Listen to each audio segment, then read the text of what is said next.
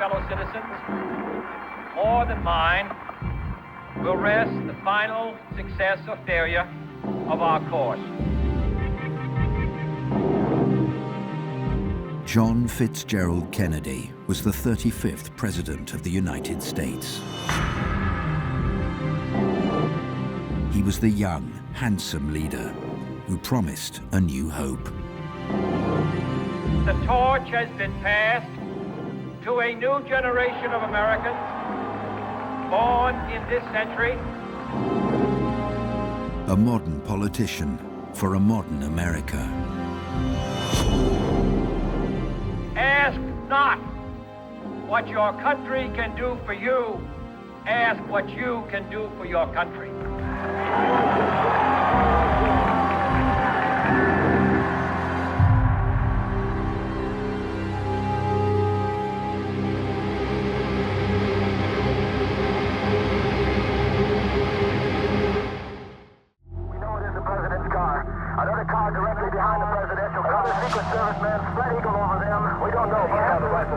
However, the life of JFK is so often defined by his death. The President of the United States is dead. His assassination in November 1963 came to be seen as a turning point for the US, a shift from an age of innocence to one of violence and change. JFK himself was transformed from man into legend. This young, handsome, intelligent, terrifically photogenic, but honest political leader was a breath of fresh air on the political scene. I can't think of any other leader in a Western democratic context who developed such a fantastic image. For a college boy to give his brand label, to invent a new way of being a politician and a new kind of marketed politics, this was revolutionary. This reading of history can disguise the fascinating and contradictory man behind the myth. Jack Kennedy never performed very well at school. He was clearly gifted, but he really scraped by in his final grades. He was the walking textbook of illnesses. It's astonishing he survived childhood. People sometimes assume that it was almost accidental that JFK happened to have been in Berlin in 1939, a few days before the declaration of war, that he'd been to Palestine, that he'd been to Indochina. But it's clear from the diaries he kept, that was what excited him about the study of politics. There's this quality of hope and admiration and optimism that he projected that really inspired people, and something about his personality that continues to interest and engage people. JFK was recognized by millions, but known by few. This program will explore the making of a president.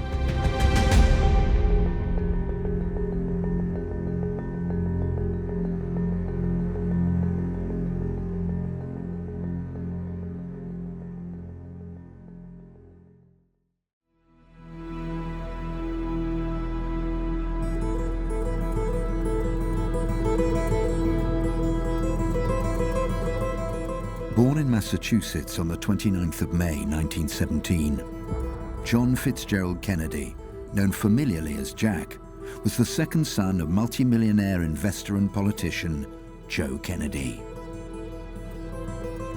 Jack Kennedy was born into a Boston Irish family. It was a middle-class family without any particular political pretensions. The father working in banking, and a mother who actually came from a political family, a Democratic family. Her father had been the mayor of Boston. Rose Kennedy's father, John Honey Fitzgerald, was a real force in Massachusetts politics. He was elected to Congress 3 times. He was elected mayor of Boston. And Edward Kennedy would say in later years, one of the reasons the Kennedys were always so strong in Massachusetts politically was because of Honey Fitzgerald, maternal grandfather. They had a grand home in Hyannisport on Cape Cod. They had a home in Palm Beach, Florida. It was a life of prep schools, of luxury, of tennis courts, of really living in a kind of bubble, very, very far removed from the mass of the American people. It was kind of like being a European aristocrat, which is essentially what he was. Having attended various local elementary schools, Jack Kennedy's secondary education formally started at a Catholic school, but it soon became apparent he was unhappy there. It was decided that he switch and follow his brother to Choate Rosemary Hall, a private prep school in Connecticut. Although the school is thought to be the inspiration for the famous "Ask not what your country can do for you" speech, Jack was no happier here than he was at his previous school. One thing Choate did have, though, was his brother, Joe Kennedy Jr. But where his brother seemingly excelled, Jack did not. His older brother is already there at Choate, and he's kind of the golden boy. He's doing fantastically well, he's on all the sports teams, he's a very diligent student. Jack Kennedy isn't really a diligent student at this point. He's a little bit badly behaved. He was clearly very smart and very lazy. And not only lazy, he didn't seem to want to excel. He was bright, he was charming, he had some interest in history and in biography, and he did read, but he was a rather indolent student. And at his prep school, he ended up graduating 65th out of 110. So that's about midway, in fact, below halfway in the class. If you look at his academic record, for example, it's far less impressive than, say, Richard Nixon's. He chafes at the discipline of the Choate School, and he organizes a club among his friends called the Muckers Club, sort of essentially designed to break school rules. He was in fact expelled to begin with, but his father pleaded he should be kept at school. But he was required to sit down with a psychologist. And the psychologist said, "Jack, you seem to do very well in your classes, but you don't try very hard. You know, what is going on?" And he came up with a brilliant answer. And he said, "Well, my brother does very well. Why should I be doing the same? He does it all for me." Jack's childhood was in many ways a fortunate one, but he was plagued by illness. Long stretches of bed rest and prolonged courses of heavy medication began in childhood. This would set the blueprint for the rest of his life.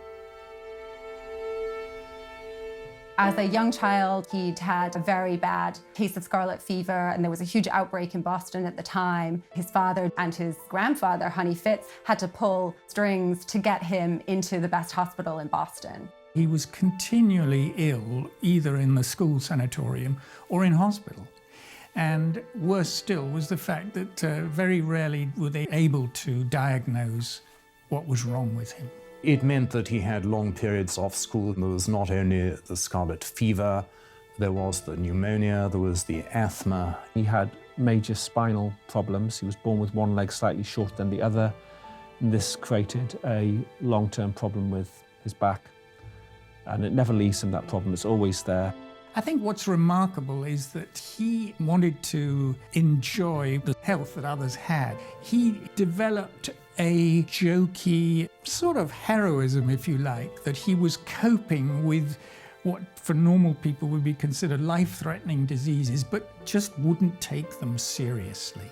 It's interesting to speculate on the impact of his very severe health problems on his mentality. And I think what it left him with was a live-for-the-moment mentality. I think there was part of Kennedy that thought, I'm not going to be around for long, so I may as well enjoy myself as much as I can while I can. There were underappreciated depths to the younger Kennedy boy, which many overlooked. He used his frequent bouts of illness to read, developing his mind and imagination through the works of Robert Louis Stevenson, Winston Churchill, and others. Although academically he was just getting by, his self-education was invaluable. As both Jack and his brother matured, their father would instill a rivalry within them both, which the businessman Joe Sr. evidently thrived off. The Kennedys had to excel at everything. They had to excel at sport, at academe, in debating, in writing, in literature. This family, in other words, were being turned into a brand, groomed for success. The father had such high expectations of them, And he put them under so much pressure, but also there was a certain degree of sexual competition going on. Both of the two older boys were extremely handsome. They brought home lots of girlfriends. And the father openly not only flirted with the girlfriends, but propositioned them. It wasn't just that he was a philanderer of spectacular proportions, but that he was completely open about it. His sons knew about it, and the advice which he apparently gave his sons was you need to get laid as often as possible. But also with his affairs, he was open about it, they knew about it, and so obviously that's something he passed on to the sons, including John Kennedy. The good side is that Joe Kennedy took an acute interest in all his children. In that sense, he was a good father, because remember, in that generation among the elite, both American and British, fathers would often neglect their children. They'd maroon them in boarding schools for years. They'd take no interest in them. Whereas, of course, Joe Kennedy took an aggressive interest in the lives of his children.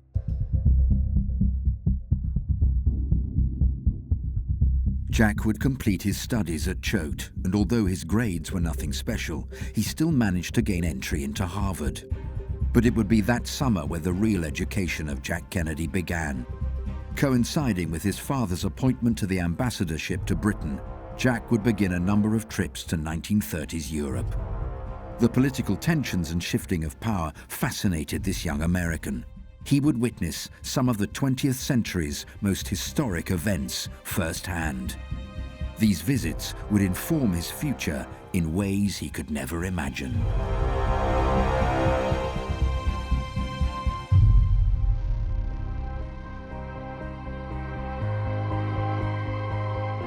The first trip to Europe that Jack Kennedy took was in 1937. He and a school friend, Lem Billings, sailed from the US, taking Jack's sports car with them, and spent 10 weeks driving around Europe. The following year, in 1938, Joe Kennedy Sr. was appointed US ambassador to the United Kingdom by President Roosevelt. Jack again made a trip to Europe, but this time it wasn't explicitly for pleasure. He traveled to England to work in the embassy, where he would get his first taste of the inner workings of politics. This showed him the international scene of global high politics and what could follow from them. It was an extraordinary kind of education, because his father, you see, had not only a front row seat, but his father had a unique position in relation to the government of British Prime Minister Neville Chamberlain. So we're not just talking about any ambassador's son. Joe Kennedy was at the vortex of European events in the late 1930s, and he was a major actor on that scene. It was while Jack was there that he became fascinated by the rearmament that was going on in England and the growing rise of fascism on the continent. This gave him extraordinary insight into the nature of Hitler, of Hitlerism, the nature of charisma. It was an extraordinary kind of tutelage, if you like, into the power of propaganda, because he saw, unlike historians, that this whole regime was about propaganda. The whole thing was driven by the most brilliant levels of propaganda history had ever seen.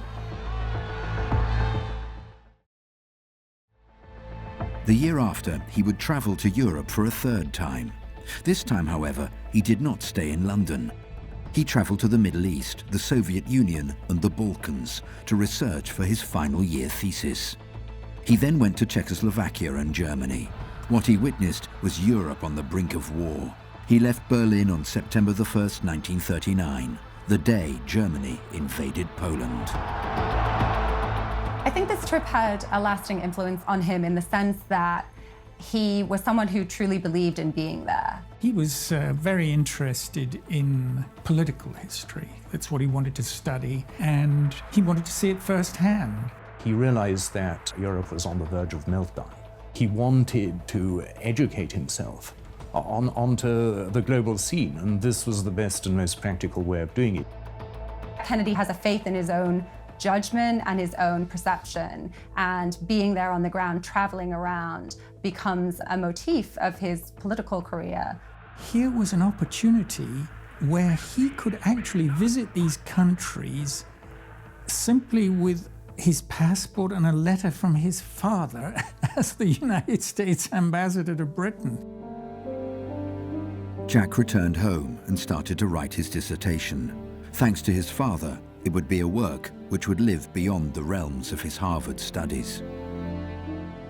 The idea was to see how slow Britain had been to recognize the threat of Germany. His professors were very laudatory, really, because, after all, it was unusual for a student to be able to have such first-hand information. It was shown to a friend of Jack's father who worked at the New York Times, Arthur Kroc, and he said, you know, this is an awfully good dissertation. This would make a book. In the summer of 1940, John Kennedy's first book, Why England Slept, is published. By the spring of 41, it sold something like 80,000 copies in America and Britain, although there is the rumour that his father bought up 30,000 copies and stored them at his home in Hyannisport.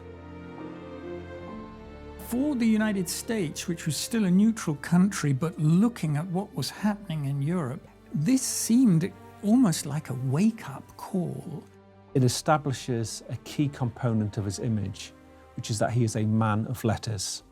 This is someone who is an authentic intellectual who publishes books. It's also important because it furnishes the cornerstone of his foreign policy ideology.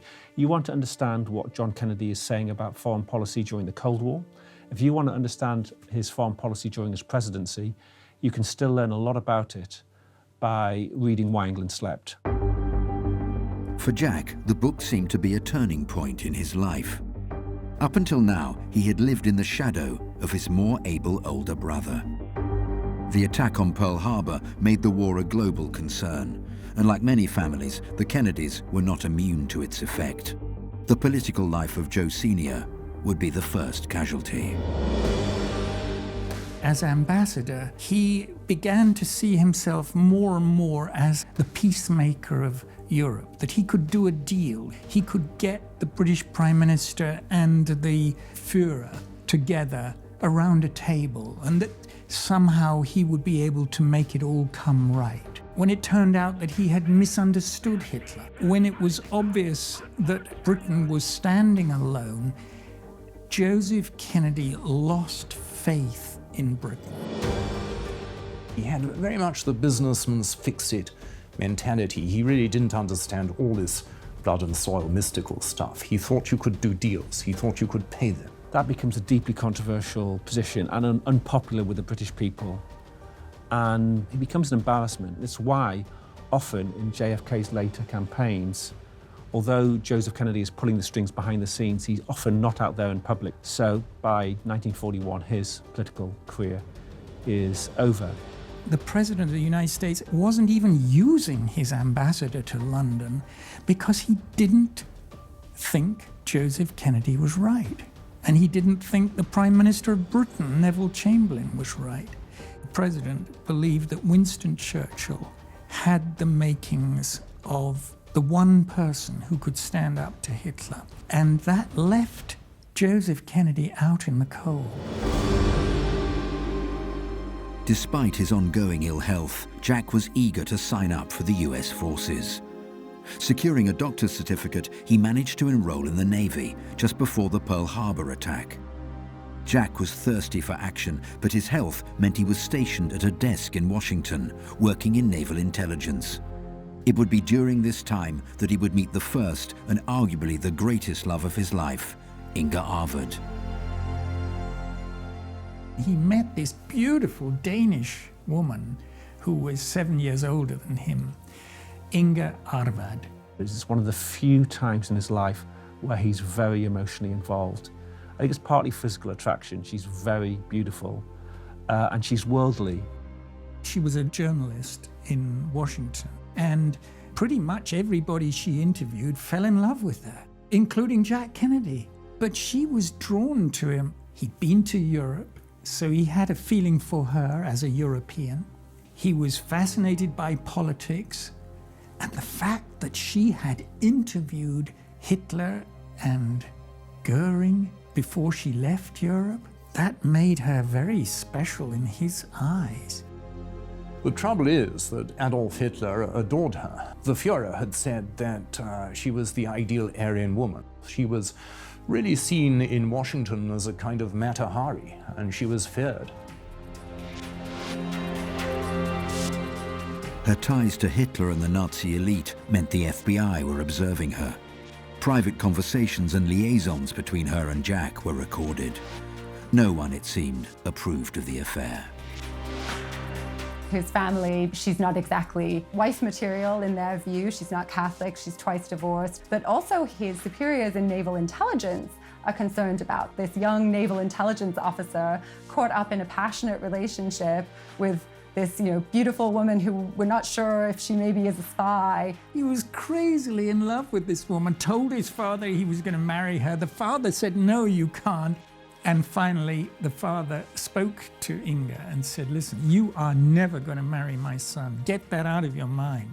This cannot be. You will get locked up. So back off. That put an end to the relationship.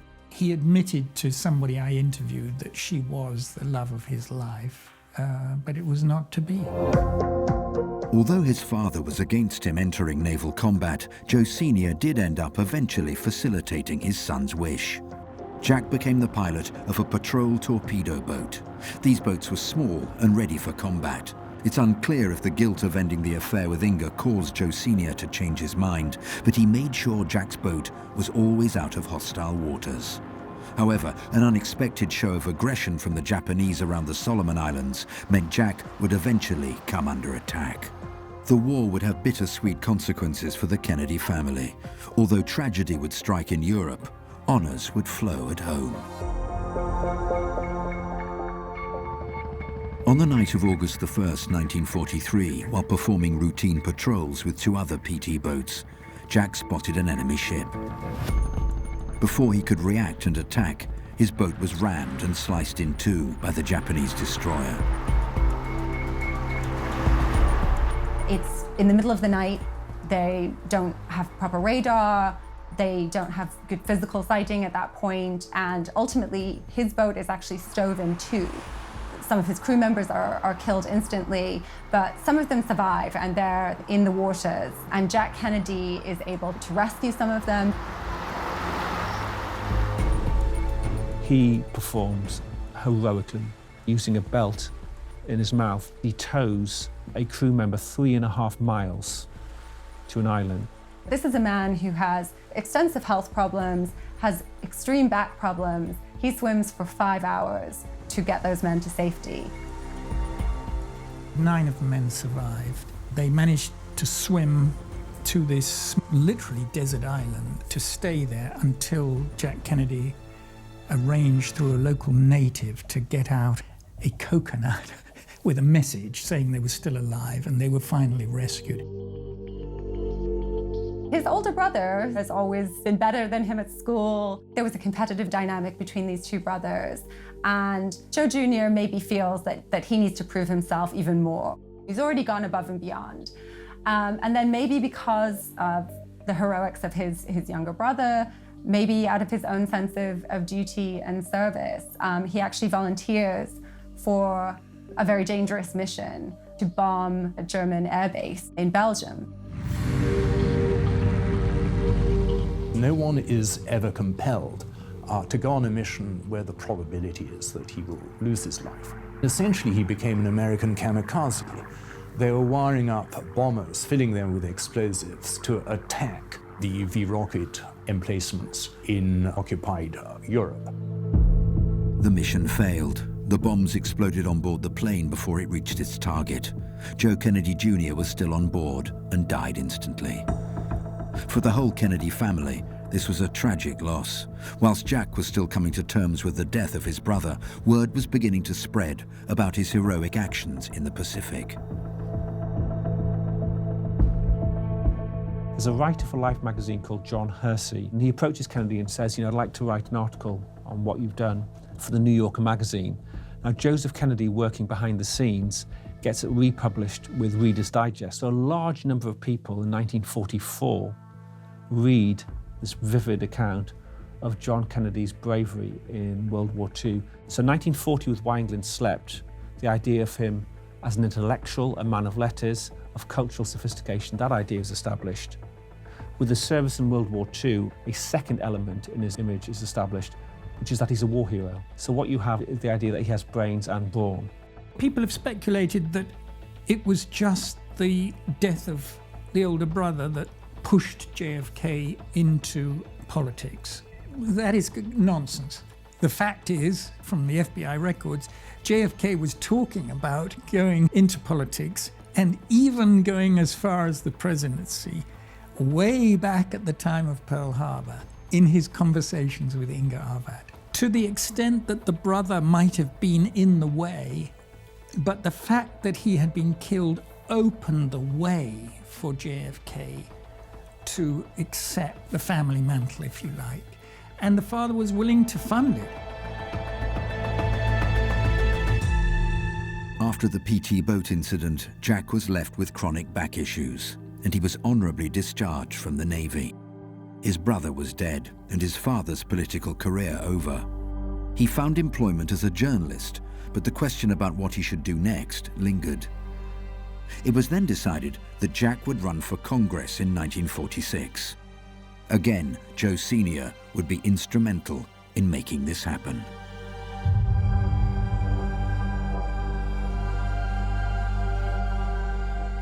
He will run for Congress, and his father helps make that happen by inducing local Democratic congressmen to vacate his seat and run for mayor of Boston instead. It's not a shoo-in for Jack Kennedy, though. He doesn't necessarily have strong ties in the community, so they have to start really building connections in Boston. Behind the scenes, Joseph Sr. is spending huge amounts of money. A typical amount of money for a congressional candidate in 1946 would have been something like $25,000. Estimates are that Joe Kennedy spent at least 10 times that amount, at least $250,000, maybe $500,000.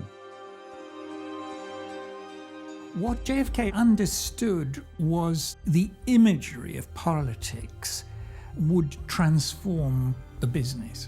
His father was an expert in that field, so between the two of them were able to change the course of American politicking and campaigning. Joseph Kennedy hired 2 advertising agencies to promote Kennedy's campaign. So these advertising agencies would contact the media, they would polish his speeches. He even hired a billboard specialist who put up 90 billboards around the city in Boston. And so it's an incredibly slick campaign. The fact that he was facing such ill health did make him aware that he could project an image that could cover that up. He had a certain shyness, a certain modesty, which allowed him on camera to come across as youthful, handsome, thoughtful, compassionate, and all those things were genuine. The campaigning paid off, and in November 1946, John F. Kennedy won the seat of the 11th District of Massachusetts. But he soon realized that the life of a congressman might not be all that he'd expected. Now, the truth was, as a congressman, he wasn't impressive. He was quite lazy, he used to party a lot, he was also ill a lot, and he often wasn't there. But he didn't have an outstanding reputation when he's in the House of Representatives. Actually, he found it very boring to pursue the interests of working-class Bostonians. To defend their rights was an honorable activity. But ultimately, it was the world stage which interested him. It was the great questions of war and peace. It was the macro struggle between communism and democracy, because he saw things on a global template, not just the little workings of the internal parish. Jack served 6 years as a congressman before turning his sights on the Senate. His intent, I think, always was to go for a Senate seat, but of course he was very young.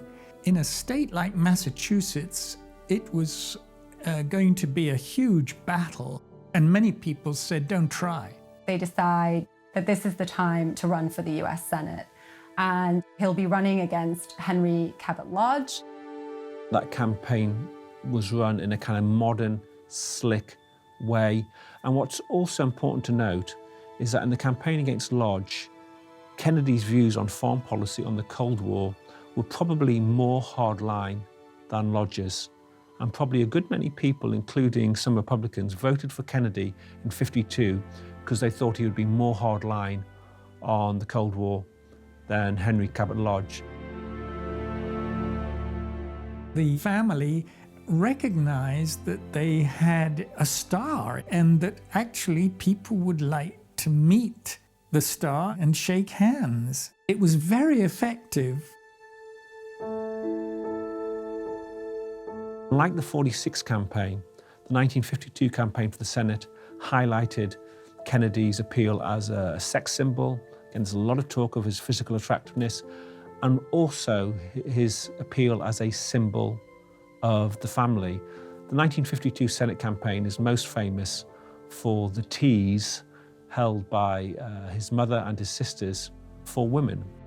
I think it's estimated something like 70,000 women attended those teas, which coincidentally was his winning margin. He defeated Lodge by 70,000 votes. And this might seem an extravagant statement, but I think it's entirely defensible that more than any other politician in American history, Kennedy symbolized family life because he's seen as a representative of a dynasty.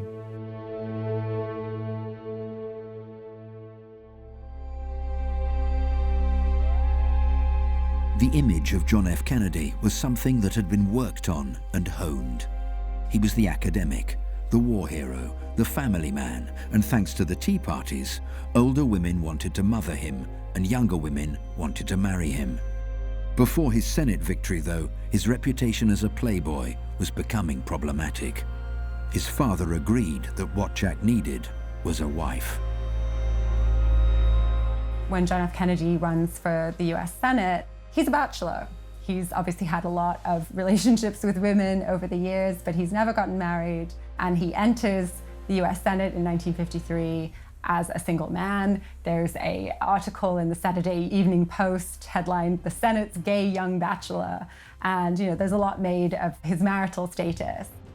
Now, at that time, he'd actually already met Jackie Bouvier. They'd been introduced at a dinner party in Georgetown by a mutual friend. There was certainly a strong element of mutual attraction. There's an article in Life magazine in the summer of 1953 with the headline, "Senator Kennedy Goes A-Courting," and a picture of him and Jackie Kennedy on a sailboat. And it's a very glamorous image. So it's a private matter, but it also affects JFK's image. Jackie Kennedy had unique gifts. She was a remarkable woman, highly intelligent, highly insightful, a very, very good foil to him. Similarly, they'd both come from very troubled backgrounds. Her father had been a chronic alcoholic, her parents divorced when she was 12. So there was a kind of mutual sympathy, a mutual understanding.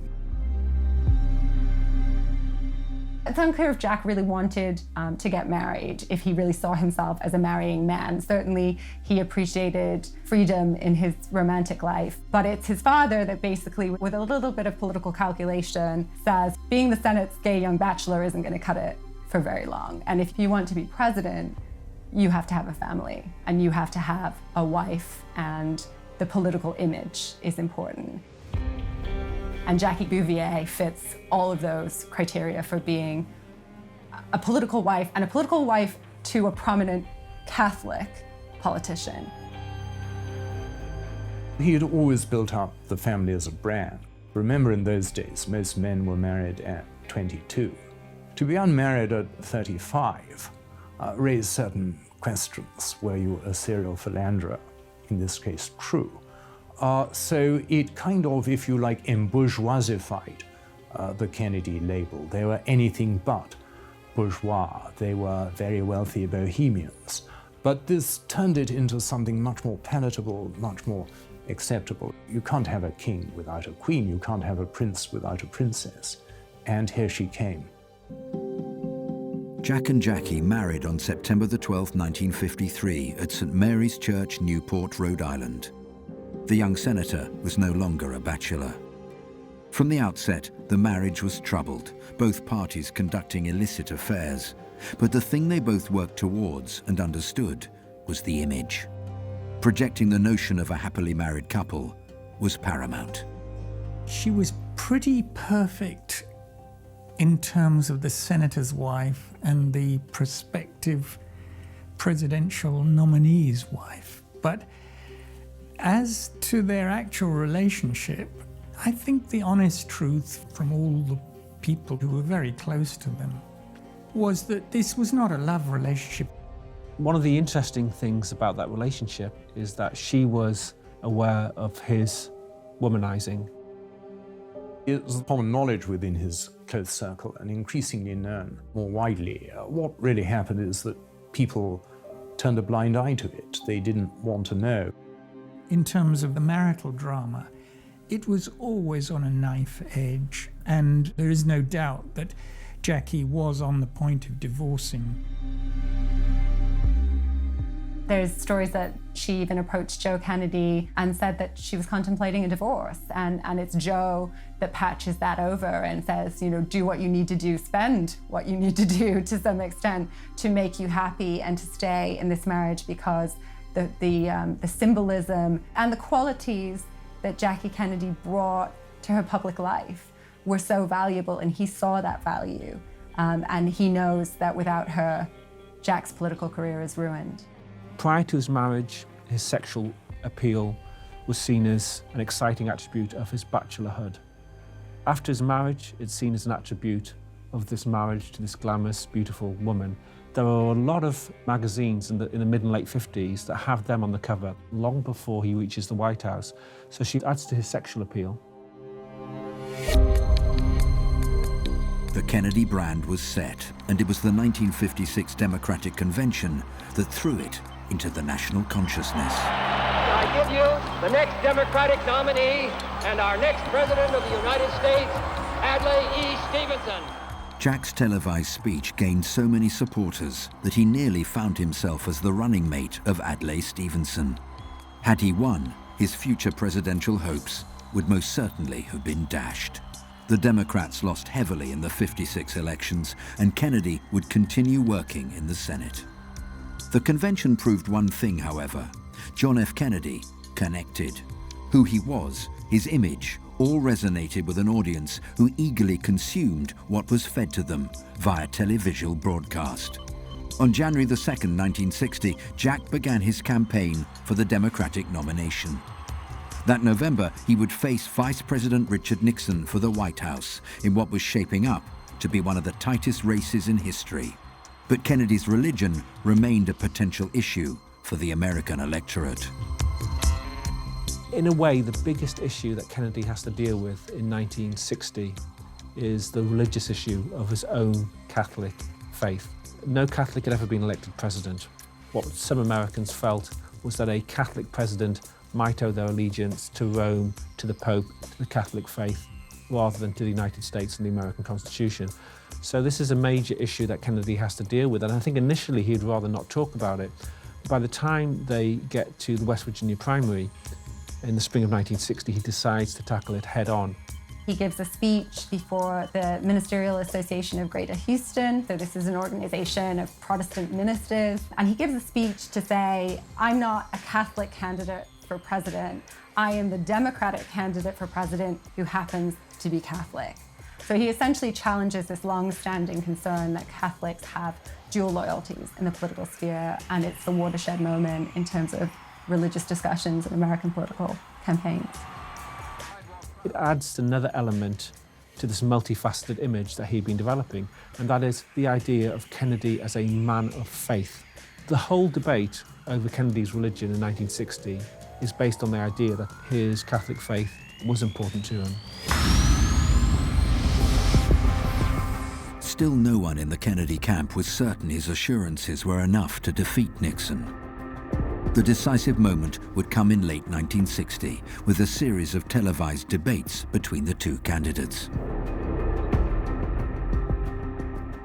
They have a televised presidential debate, and John F. Kennedy, behind the scenes, is not the healthiest of men at this point, projects health and vigor and vitality. The candidates need no introduction. The Republican candidate, Vice President Richard M. Nixon, and the Democratic candidate, Senator John F. Kennedy. He's tanned, he's wearing makeup. His father's work in Hollywood means that he knows the best television men, and so they've all done everything they can to present him perfectly for the television age. And Nixon, he's not been very well, he's had a bit of a temperature. He looks sort of older and crumpled, even though they're similar ages. So, you know, just the images that are projected are so different, and that association of Kennedy with youth, modernity, and the future stays with him, and Nixon can never really identify with that.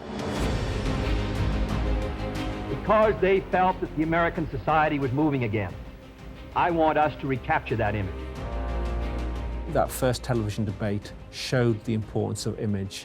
The overwhelming majority of people who watched that debate on their television sets thought that Kennedy had won comprehensively. People who listened on radio thought that it had been a tie, which says everything about the importance of the visual image. Before that first debate, Kennedy was behind in the polls, narrowly, but he was behind in the polls. After the first television debate with Nixon, Kennedy moved ahead in the polls, and he stayed ahead.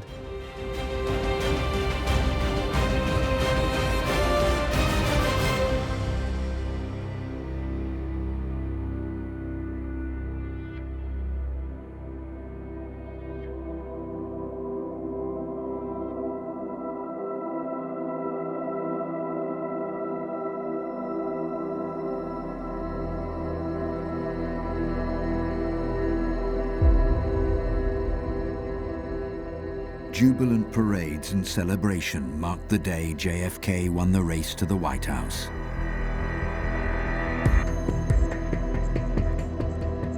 But for the man they were cheering, this signaled the beginning of the end.